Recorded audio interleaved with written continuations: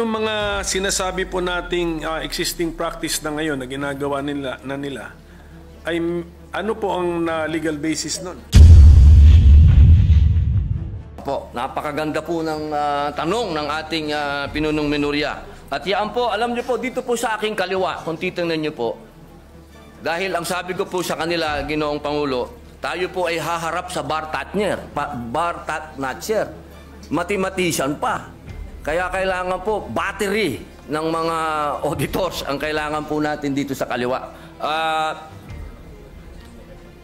Ano po?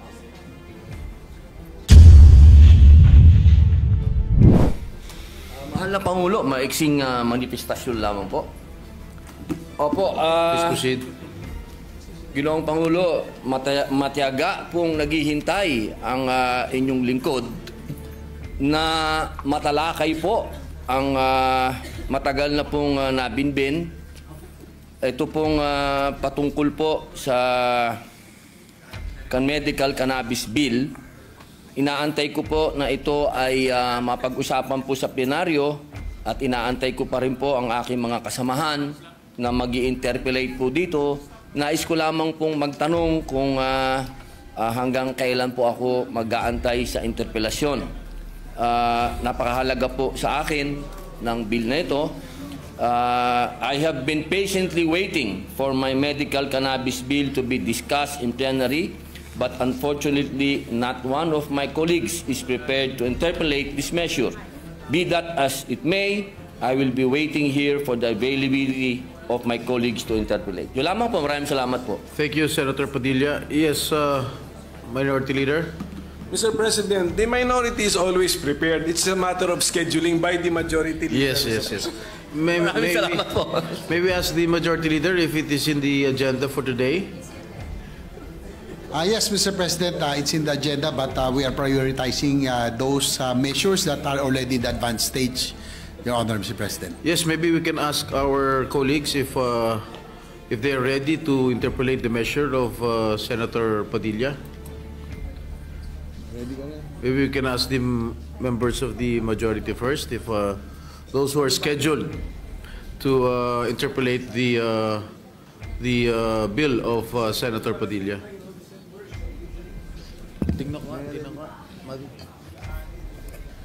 I think those who are scheduled to interpolate the bill of Senator Padilla is this representation, Senator Win Gatchalian, Senator Pia Cayetano, Senator Joel Villanueva, Senator Rizzo Ontiveros, and Senator Coco Pimentel. I think, is Senator Sherwin ready to interpolate? He is here right now. The medical cannabis bill. We can tackle it. Yes, Mr. President, probably later on after we tackle some important measures, we'll talk to the members of the majority who will be ready to. Yes, we can proceed later if some of our colleagues are ready to interpolate the bill of Senator Padilla.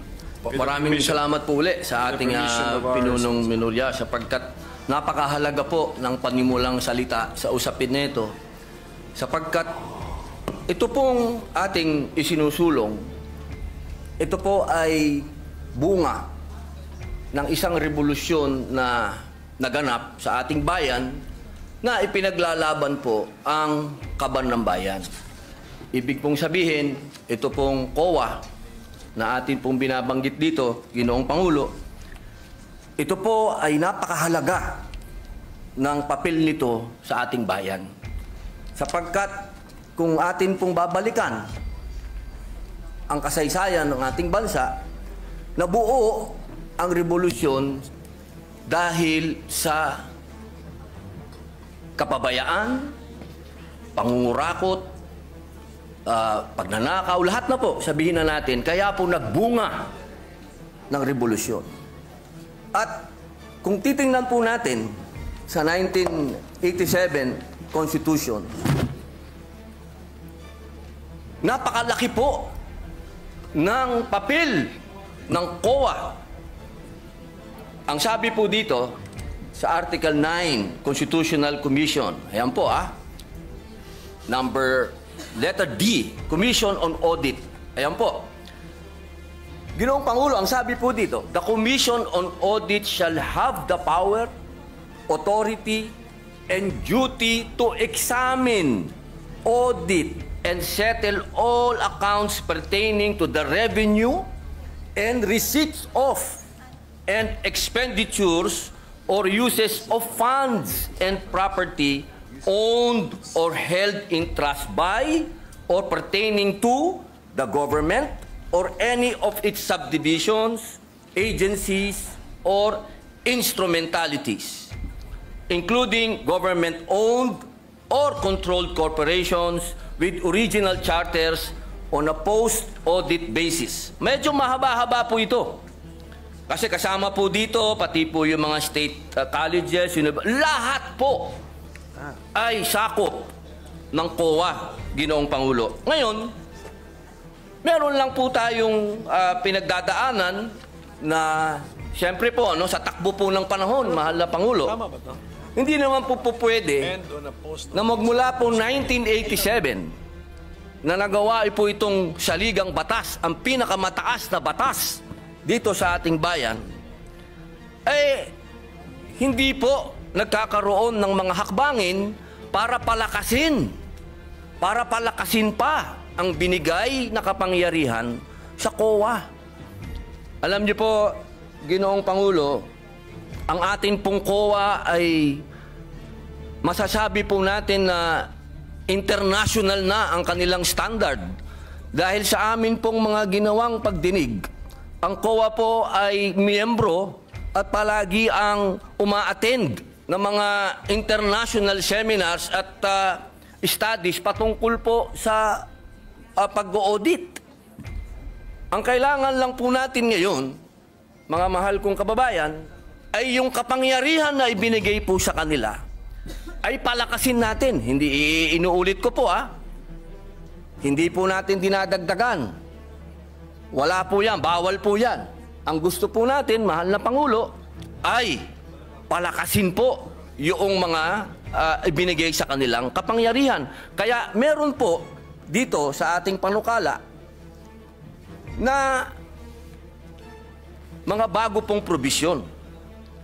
Pero ito pong mga probisyon nito, mahal na Pangulo, hindi na po ito bago. Meron pong ilan na pinapractice na, meron pong ilan na masasabi nating bago. Pero yung pong mga bago na yun, pagka atin pong pinag-usapan, ay parang hindi na rin bago. Kaya po, aking mahal na Pangulo at ang atin pong pinakamamahal din na pinunong minorya na pagka binalikan po natin ang kasaysayan, ako po ay talagang punong-puno ng kaligayahan sapagkat ang tatay po ng ating pinunong minorya at ang tatay ko po'y magkasama. Sila po'y magkasama nung panahon ng revolusyon. Kaya ito pong pinag-uusapan natin ay parang continuation po ito kung ano ang pinaglaban ng aming mga ama. Kaya ako po, mahal na Pangulo, hindi ko po sinasabing ako po'y eksperto, hindi po ako magaling sa batas, hindi din po ako mathematician, hindi din po ako auditor, ako po'y isang revolusyonaryo. Kaya ang hinihingi ko po sa aking mahal na kaibigan, sa ating pong pinunong minorya, ay maging kapartner ko po siya dito sa paglinang ng panukala na ito. Sapagkat naniniwala po ako na ang pinaglaban ng aming mga ama hanggang ngayon, ito po ang natatanging lamang panglaban ng taong bayan sa korupsyon. Ito lamang pong COA. Maraming salamat po, Ginoong Pangulo. Salamat po. At marami na pong nasagot dun sa opening statement ng ating sponsor, ang ating mga concerns. Pero ito pong ating panukala ay isa po itong code. Opo. Tama po. So, ang gusto ba natin mangyari dito na lahat ng ating gustong malaman tungkol sa government auditing ay dito natin makikita at mahanap sa panukalang ito? Opo. Okay. Alam niyo po, katunayan po, mahal na Pangulo, noong nagsagawa po kami ng pagdinig, napaka eye-opener po Sapagkat marami po talaga na hindi naman nasasaad sa batas, pero kanila na po itong isinasagawa at ginagawa na po nila. Ang kailangan po natin ngayon na Ginoong Pangulo, maging batas po para mas lalo pong maging masabi pong matalim ang kanilang ipin po. Pero yung mga sinasabi po nating existing practice na ngayon na ginagawa nila ay ano po ang legal basis nun?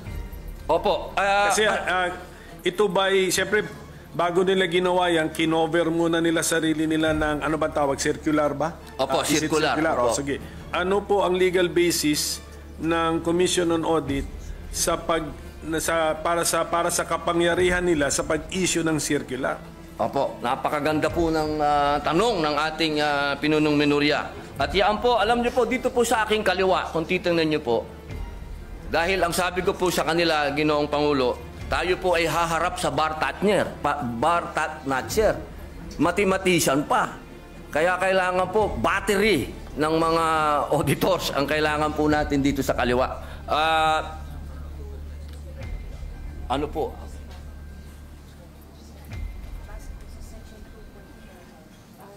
Yung legal basis na yun ay nandun sa Section 2 ng Konstitusyon. Opo. Dito po, sa nakalagay po sa ating konstitusyon, sa Section 2 po, ng letter D, the Commission on Audit, dito po sa Section 2, number 2, sabi po dito, the Commission shall have exclusive authority subject to the limitations in this article to define the scope of its audit and examination, establish the techniques and methods required therefore. Yun po, nasa konstitusyon po, mahal naming Pangulo, na sinasabi po dito, meron po silang karapatan na maggawa ng mga techniques, establish techniques, methods sa pangalan po ng circular. Apo. Yung susunod, yung mas importante rin po. Sige po, basahin ko na po. Baka kasi English baka may Tagalog kasi dito. Meron kasi Kaya nga po, ang sana ating may konstitusyon Tagalog tayo. actually ay nakabandato dyan na merong Tagalog version ng ating konstitusyon. Sige po, pwede po natin gamitin yun. Tagalog sana para maintindihan ng ating mga kababayan. Masyado akong spoken in dollar. Tagalog. Tuloy ko muna po sa English. Sige po. Due to insistent public demand. Therefore, and promulgate accounting and auditing rules and regulations, including those for the prevention and disallowance of irregular, unnecessary, excessive, extravagant, or unconscionable expenditures or uses of government funds and properties. Malinaw po dito, Ginoong Pangulo. Ito po naman sa Tagalog, dapat magkaroon ang komisyon ng tanging otoridad batay sa mga katakdaan sa artikulong ito na magtakda ng saklaw na audit at pagsusuri nito, magtatag ng mga kaparaanan at pamamaraan na kinakailangan ukol doon at maglagda ng mga tuntunin at alituntunin sa pagtutuos at pag-audit kabilang ang mga ukol sa paghadlang at di pagpaghintulot sa mga paggugol o paggamit ng mga salapi at ari-arian ng pamahalaan na tiwali, hindi kinakailangan, labis-labis, maluho o hindi makatwiran. Yun po, Ginoong Pangulo. So, sa ngayon po, ang COA, aside from the circulars that they have issued, and aside from the constitutional basis in the 1987 Constitution, ano po ang batas na nag-govern sa kanilang mga kilos? Sa ngayon po ay Sa ang ngayon, saligang yes. batas. At siyempre po, yung pong nakaraan, nung panahon po ng tayo pa po ay nasa panahon pa ng Marcos Sr., meron po tayong Presidential Decree 1445. Opo, doon po nagbase halos... Opo. And that is a 1978 law. So, ibig na, ang gusto natin na sabihin ngayon, ang basic and fundamental auditing code na sinusunod ng COA sa ngayon is a 1978 law. Opo, opo. Yung 1978 auditing code na yan, paano naman siya binago ng mga detalye na nandun sa 1987 Constitution?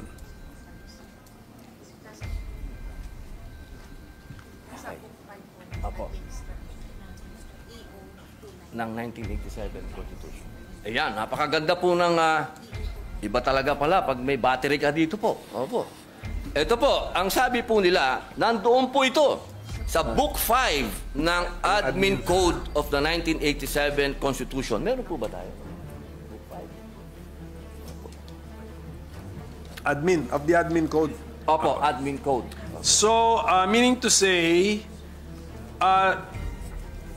according to our resource persons, Book 5 of the Administrative Code of 1987 repealed, even indirectly, repealed or replaced the June 1978 Government Auditing Code? Or ano sila, complementary sila? Opo. Opo. Okay. Siya daw po ay complementary. Okay, sige. Opo, Kaya nga, ang tanong ko nga, Mr. Opo. Okay. So, ang gusto nilang sabihin sa atin is, sa ngayon, hindi naman talaga nakarely ang COA sa isang 1978 na issuance. Opo. Pati na rin sa Book 5 ng Admin Code ng 1987. Okay. Opo. Kaya po ang next tanong ko, kung medyo na-update na rin naman pala, ano po naman ang pagbabago na ating ilinagay sa ating panukala such that it is more desirable now to have this new government auditing code? Opo. Opo, pwede po natin itong isa-isahin kung ano po yung mga bagong provision. Mga bagong idea muna. May mga bago ba tayong idea o bagong approach dito sa ating panukala? Kasi kung unless sasabihin nyo po sa amin na Opo. yung circular, pinagsama-sama lang natin lahat at ginawa nating code. Ganun ba ang ginawa natin dito sa panukalang ito o hindi? Katulad po ng sinabi ko po kanina, Ginoong Pangulo, meron po kasing sa takbo po ng panahon, meron din po silang mga ginagawang pag-aaral sa abroad. Ano po? Opo. At yung mga best practices po ngayon sa abroad, gusto din po natin maisagawa. Pwede akong sumingit tungkol dyan. Opo. Ang ating bang COA chairman ay chairman ng isang international organization sa ngayon? Para pagkaalam ko, chairman ata siya ng isang international organization. So, Siya po ay member po. member. Opo, Okay, member po automatic siya. na may Opo. member tayo. Sige po, so continue sir. Kung ano yung kung may bago bang ideya dito sa ating panukala na hindi pa captured ng Book 5 of the Admin Code and the 1978 General Auditing Code tawag na, or Government Auditing Code, yes. Opo. Kasi po may mga kaso po din, marami din pong mga bagong na desisyon ng Supreme Court na mga kaso po na nakakapag-define po ng mga kailangan sundin ng COA o sundin ng mga tao po. Opo. Kaya kailangan po yung mga batas na bago, ito pong ating ginagawa na mapalakas po para maisama na rin po yung mga Supreme Court rulings po na may kinalaman po sa COA at yung mga practices na rin po ngayon ng COA na ginagawa na rin po nila na maging batas po. Opo. Siguro po, Mr. President, maganda yon. Kung mabigyan lang tayo ng idea o sample ng ating sponsor, Opo. ano ang mga bagong ideya na nakuha natin sa jurisprudence na ilinagay na ngayon natin sa panukala? Ano ang mga bagong idea na nakuha natin sa ating participation sa international organizations and fora na ilinagay na rin natin ngayon sa ating panukala? So para masundan po natin yung mga bagong Opo. ideya sa ating panukala. Meron po ito kaninang umaga amin itong pinag-aralan. Section 27 ba yun? Sandali lang po. A minute suspension, Mr. President. Opo. Session is suspended for a minute. Was in the process of answering the question already, Mr. President. So, Opo. Ginoong Pangulo, meron pong mga pangyayari katulad po ngayon, ano po, habang iniaantay po natin yung para sa Supreme Court, tatalon lang po ako. Katulad po sa Section 60, sinasabi po dito, Ginoong Pangulo, na katulad po kahapon, napag-usapan po natin yung e-governance. So dito po sa Section 60 ng ating panukala, nasasabi po dito, ay dinagdag po natin ang electronic transaction, katulad ng electronic documents, electronic collection, and electronic project. Ito po na rin ay pinapractice na rin po ito ng COA po sa ngayon. Yan po yung isa po na masasabi po nating malaking pagbabago. Opo, at dito naman po kanina, nagkaroon po ng kaso na dinesisyonan po ng Korte Suprema. Meron na? yes. Ito po yun, ano? Section 27, matagal na po itong pinapractice ng COA. Ito po ay patungkol sa pagbabawal sa mga private entities for rendering audit or related services to government agencies. Kailangan muna po ng COA's approval kung kukuha ng pribadong entidad para gumawa ng mga audit sa mga government agencies. Nagkaroon po ng kaso ito, Ginoong Pangulo, at ang naging decision po ay pagkalagpas ng 60 days. Iba pala to. Sorry po. Ang sabi po dito, hindi po pwede. Pwede na pwedeng kumuha ng pribadong auditing firm yung private ng mga government agency po. Pwede po silang kumuha. Opo. Hindi po pwede na ang sinasabi po. Kasi ito, ang ano po nito, galing po ito sa deliberasyon ng 1987 Constitution. Kasi meron po itong isang commissioner, sinasabi niya, sabi niya doon, hindi, kailangan exclusive ang COA. Ang sabi naman po ng ibang commissioner, hindi pwede. Natalo po siya sa bilangan. At yun po ang ginamit ng Supreme Court na argumento na hindi po pwede na exclusive. Kailangan pwede silang kumuha ng iba. Yun po yung mga desisyon na masasabi po natin na nangyari. Meron pa pong isa. Opo. Dito po sa Section 28, ito ay nasa PD 1445. At base rin po ito sa desisyon ng Korte Suprema. Ito po ay patungkol sa probisyon ng pag-hire ng law firms o private lawyers. Ito po ay alinsunod sa desisyon ng Korte Suprema. Kasi alam niyo po, minsan kailangan magpaalam pa sa COA, hindi na po, kumbaga, nagkakasuhan na. Ginoong Pangulo, nagkadimandahan na, wala nang panahon. Ang sabi po dito, na kapag lumagpas na yung 60 days, deemed approved na po yung request ng kung sino man pong ang gustong mag-hire ng lawyer, private lawyer. Yun po yung mga masasabi nating bago na meron po talagang bigat. Kasi ito po ay may kinalaman na sa mga desisyon ng Korte Suprema at ganoon din po doon sa paparating po na e-governance. So, hindi pa po ito natitesting, itong Section 28, kunyari lumampas ng 60 days, gumastos na ngayon yung... Meron na pong desisyon. Meron na pong desisyon ang Supreme Court. So, sa ngayon, disallowed. Pero ang COA, wala pa po. Ilalagay po natin ngayon sa batas. Kaya nga, kung wala ito, kaya sa ngayon, disallowed. Hindi pwede. Kung pagbabasihan po yung desisyon ng Supreme Court, what was the decision? Allowed? The Supreme Court allowed the expense of government in the hiring of private lawyer or 60 days. Or sustained the 60 decision? days po So even the 60 days is in that decision? Hindi ako familiar po sa decision na yan. Opo. So, okay.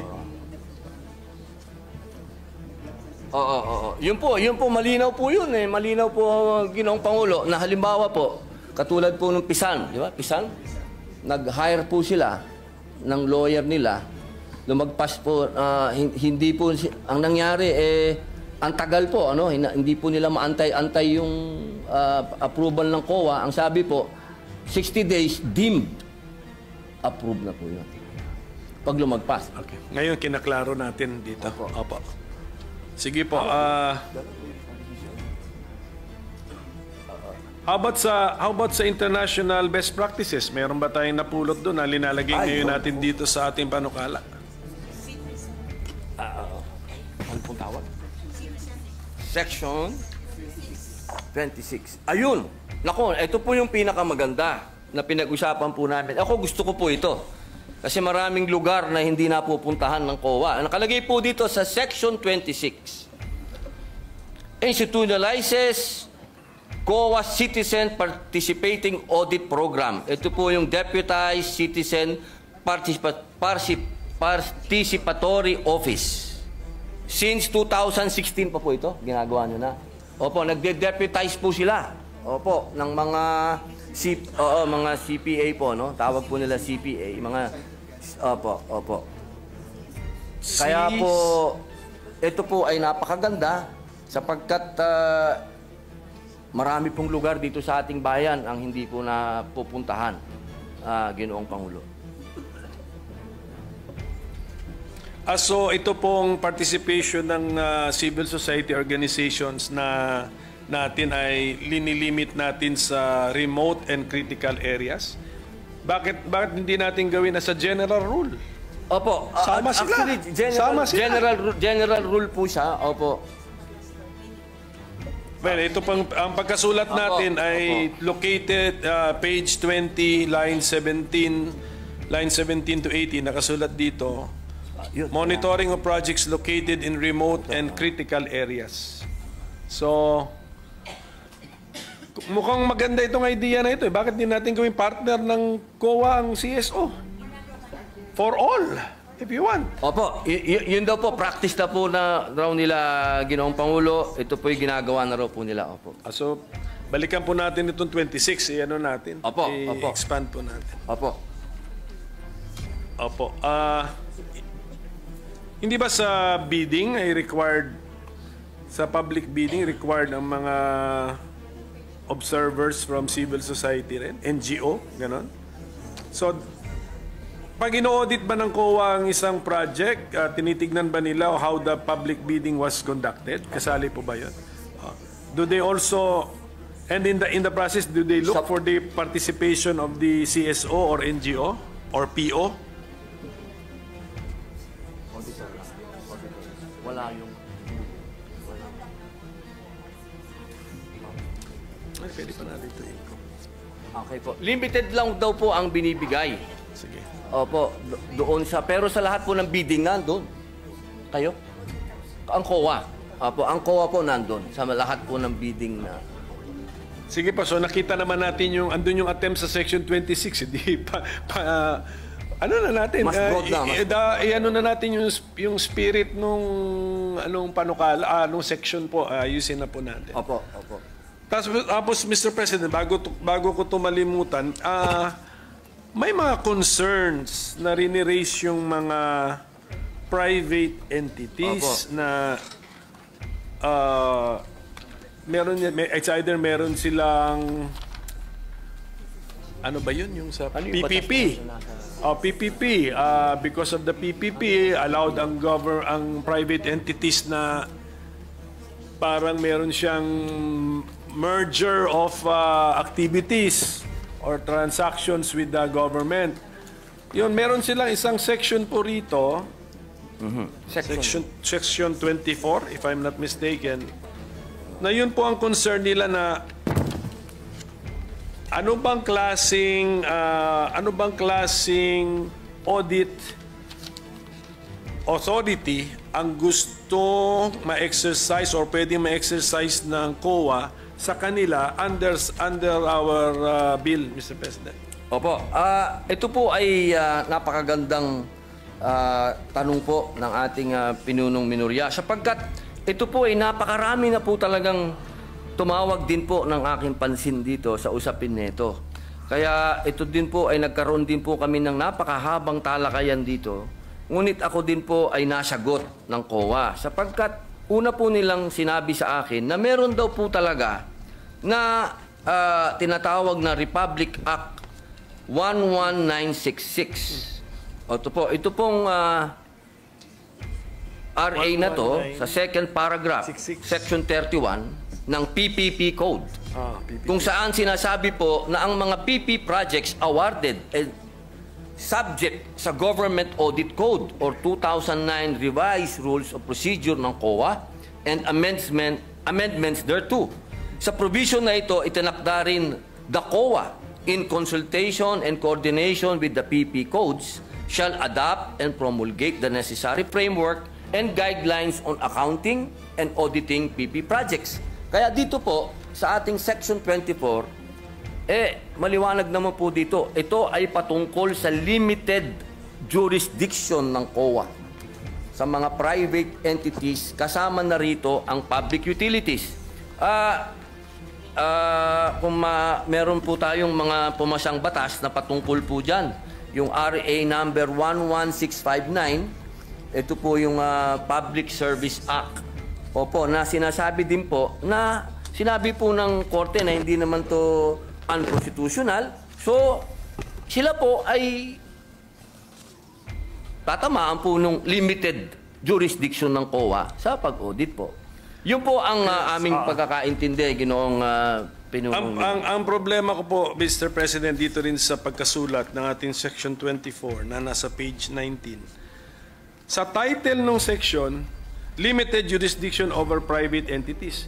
Pero pagbasahin mo yung body ng section, hindi mo naman makuha kung anong meaning ng limited jurisdiction. Kasi sinasabi rito, the Commission shall have authority to examine and audit the contracts, agreements, or dealings of private entities with the government, etc. So, the words used are examine and audit, which is the normal words, Mr. President. So, where is the limitation found, Mr. President? Okay.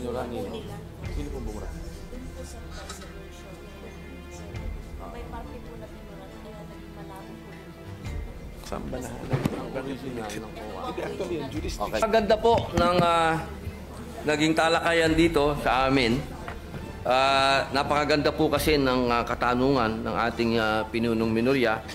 At alam niyo po, ito po kasing pinag-uusapan natin ngayon, ito po ay galing pa sa Presidential Decree number 1445. Patingin ng 1445. At ito po ay at ang amin pong napagdesisyonan, amin pong i-specify dito sa Section 24 na malinaw kung ano po yung dadaan sa audit. Ibig pong sabihin, kung ano lamang po yung dinapuan ng pera ng gobyerno, doon po sa PPP, doon lang po sila may karapatan na mag-audit.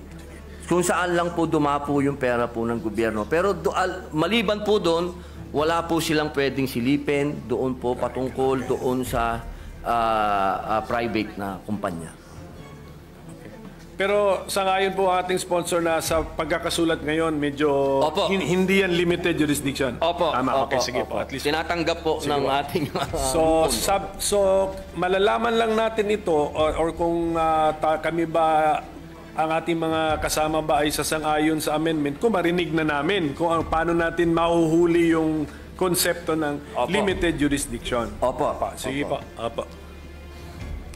So at least maganda po yan at malaking bagay na po yan na yung parang agam-agam nila, yung worry nila, concern na... Opo. Natural po yung kanilang pag-aalala sapagkat sila po ay mga investor din po. Siyempre po, kailangan din natin alagaan yung mga investor. Pero wag po silang malumbay at wag po silang mag-alala. At lahat po ng pwedeng gawin ng COA patungkol lamang po sa pera ng gobyerno po. Ngayon po, yung konsepto ng right sizing, nakaka-discuss lang natin, parang nasa bill din yun. Pero yung kahulugan ba ng right sizing na gamit natin sa panukalang ito, kaparehas nung right sizing na sinabi po ng ating Senate President na dinipensahan niya yung kanyang panukala. Opo, alam niyo po, kung mapapansin niyo po, kasama po ako ng ating Ginoong Pangulo doon sa right sizing sapagkat naniniwala po tayo doon. Pero kanina po sa kanyang paliwanag, malinaw din po na sinabi niya, hindi po ibig sabihin nun na tayo po ay magbabawas o ano. Kung hindi, pipiliin po yung mga tao talaga na talagang sila po yung magpe-perform. Yung talaga pong may mga kakayahan. Yung tunay po na masasabi po natin na madi-deserve po nila kung magkano po yung natatanggap nilang sweldo mula po doon sa ahensya ng gobyerno. Kaya ako po ay nakasuporta po doon. At dito po, sa kasalukuyan, naririnig ko po ang aking lupon at kanila pong naisagutin ang inyo pong katanungan. Opo.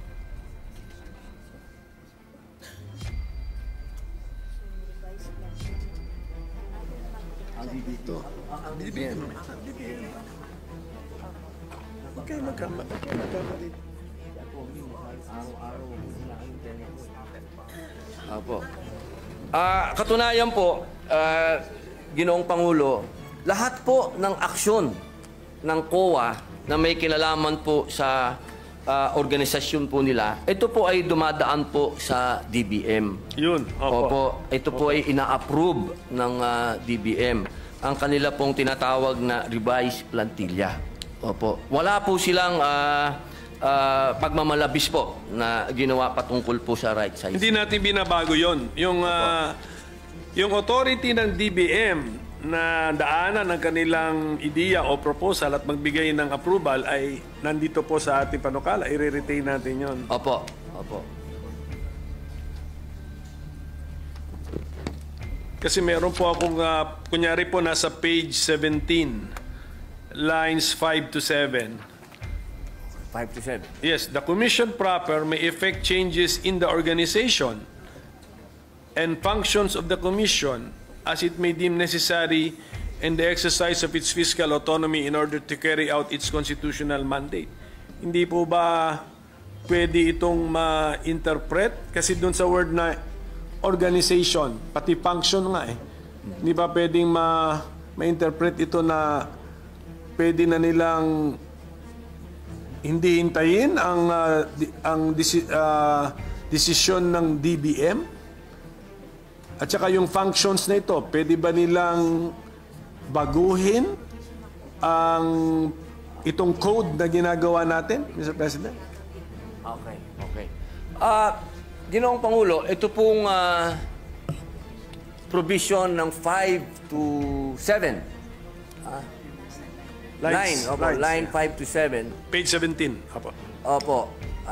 The commission proper may effect changes in the organization and function of the commission as it may deem necessary in the exercise of its fiscal autonomy in order to carry out its constitutional mandate. Opo, yun po ang kasagutan po nila. Nasa special provision daw po ito ng GAA. Hindi, paano nga to na paano interpretation po nito? The commission, the COA can create additional positions and not need the DBM's approval because meron silang exercise of fiscal autonomy? Opo, basta hindi lang po sila lumalagpas sa budget. Basta nandun lang po sila sa budget. Eh, paano sila nabigyan ng budget? In the first place, di ba kung kinocompute ang budget, PS, MOE, capital outlay, also. Pero lahat po yun, Ginoong Pangulo, dumadaan pa rin po sa DBM yun lahat. Opo, upon approval po ng DBM. So ang gusto natin sabihin, ito pong paragraph na ito ay nasa GAA at lumalabas yan year after year after year. Check mo. Special provision po, pwede po natin basahin. Sige po, titingnan na lang po natin. Basta, oo, kasi ayaw natin ng ayaw natin ng Doon po ba sa... Oh, sige, pakitingin na lang po yung... Opo. Doon po ba? Pati po ba sa special provision ay binanggit ang fiscal autonomy? Ito po. Tingnan natin. Opo. Aha. Page. Saan to? Page 11. Andito? Apa, dahil po. Minute suspension po. Standing any provision of law to the contrary and within the limits of appropriations in this act, the chairperson of the Commission on Audit, COA, is hereby authorized to formulate and implement the COA's organizational structure. B. Fix and determine the salaries, allowances, and other benefits of the COA personnel in accordance with the rates and levels authorized under RA number 6758 as amended and RA number 6686 as amended. And C. Create new positions, transfer an item, or make other adjustments in the personal services itemization whenever public interest so requires. Implementation of the foregoing shall be subject to compliance with organization, staffing, and position classification and compensation standards of the DBM. Scrap and build policy and submission to DBM of a resolution stating the changes in the organization and staffing in accordance with the foregoing standards and policy for proper documentation. Yun po, Ginoong Pangulo. Okay. Wala bang Tagalog yan? Pero alam niyo yung tanong ko po. Kung yung paragraph na yan, lines 5 to 7, Opo. ay nandun sa special provision, ang layo po nung binasa ninyo, hindi naman yung paragraph na yan eh. So siguro ang sinasabi nila sa atin, kinompress yung at linagay. Pero delikado po kasi mag-compress tayo ng ilang ideas kasi when we re-expand the compressed sentence, pwedeng iba na ulit yung conclusion natin. Iba na po. So, mukhang ang sagot sa tanong ko, hindi. Wala itong paragraph na lines 5 to 7 ay wala sa special provisions. Hindi po. Wala po. Maaari po natin kung gusto po niyo, at sa palagay po ng ating pinunong minorya at professor na i-adapt na lang po natin yung dati, ay mas maganda po yun. Hindi, ang aking point po, mag-ingat po tayo kasi sabi nga natin kanina na kino-concede ng COA na yung kanilang reorganization or any changes sa kanilang organization, lalo na sa pag-hire ng paggawa ng mga posisyon, ay kinakailangan ng approval ng DBM.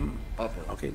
Ingat lang ako dahil diyan sa paragraph na yan, mukhang pwede nating isantabi ang requirement na kailangan ng approval ng DBM. So, yan lang po. Kung pwede rin natin balikan ang yung last paragraph ng Section 16, Mr. President. Gawan na ng paraan yan. But Mr. President, actually marami pang section dito na binimension nata ang fiscal autonomy ng COA. Pero kung pwede sa susunod na natin pag-usapan kung anong ang meaning ng fiscal autonomy, paulit-ulit na lumalabas dito sa auditing code na to. Kasi kailangan maintindihan po natin yun. Kasi meron din akong bill sa judiciary fiscal autonomy. Tama. Tapos ang CHR claims na meron silang fiscal autonomy. Nawala naman yung phrase na yun sa constitutional provisions concerning the CHR. So at this point, Mr. President, with the permission of our sponsor, if this representation can suspend his interpellation on this very important law. Alam kong very important ito, alam ko timely ito, alam ko nagmamadali tayo. We will extend our full cooperation, but unfortunately this is a code sa sheer length. Kailangan ng talagang daanan natin ito. Pero mas importante sa importance niya Kasi buong gobyerno, subject to this code, plus yung limited jurisdiction sa mga private entities na magdi-deal sa gobyerno, aabutin din sila ng code na ito. So ganun po kahalaga ito. Kaya sana maintindihan po ng ating mga resource persons na iti-testing natin yung mga ideas, yung mga new mga concepts, old concepts, i-testing natin kung relevant pa ba, applicable pa ba. Then kung yung mga new concepts, iti-testing din natin kung mag-work ba sa tunay na buhay. So that is the purpose of our interpellation. But we are the minority is supportive of this bill. Napapanahon na. If 1978 yung PD, 1987 yung Book 5 ng Admin Code, ano na po yun? I mean, 30 plus years na ang basis. Nagbago na mundo. Sige po. So, and of course, I know for a fact na very exposed ang ating mga auditors to their participation in international organizations and fora. And in fact, meron tayong mga auditors na hinahire ng UN. Tama? Tama. So, must be, ano na yun, parang, anong tawag mo nun? Parang, ano ba yun? Parang endorsement or ano ba yun? Patunay na po yun. Patunay or pagkilala sa galing at abilidad at reputasyon ng ating mga auditors. Okay? So, yun lang po yun. So, I hope they understand may konting delay but this is a necessary delay. I hope they understand. So, thank you, Mr. President, if I can suspend my